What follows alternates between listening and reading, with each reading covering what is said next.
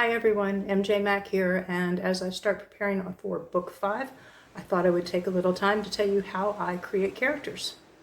So you need to think about a character like an apple, and there are 3 parts: the skin, the flesh, and the core. This month I'm going to talk about the skin, the things that are on the outside of the character. And one of those things is the character's motivation. The characters in a book need a reason to tell their part of the story. So let's take Cinderella. We all are familiar with the story, but let's go a little bit further and look at the goals and the motivations. Cinderella dreams of a new life. The stepsisters want to marry the prince. The stepmother wants to have her daughters married off and to keep Cinderella around as the hired help. The fairy godmother wants to create a magical night for Cinderella. Although the prince isn't really interested in getting married, he has to do what his parents tell him to do. And the mice, well, the mice are being tormented by a cat and they want the heck out of Dodge. So now that we've established the motivation and the goals, we have to go a step further. And just like asking your spouse or your teenager how their day was, you have to go deeper.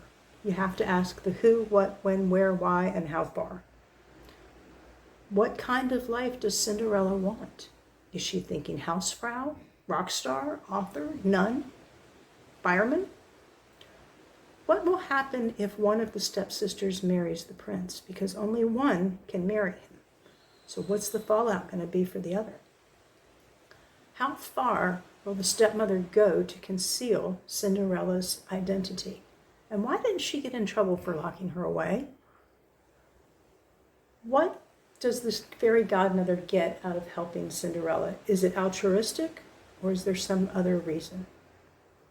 What happens if they don't find anyone to fit the slipper? Will the prince continue being a bachelor, or will he eventually find the runner-up? And lastly, what will happen to the mice? They need to get out of the house. They're being tormented by a cat that wants to eat them, but they're Cinderella's friends. These are just some of the questions that keep your favorite author up as she prepares for book 5. That's all for today. Next month we'll talk about how I play Mr. Potato Head, making characters. Bye.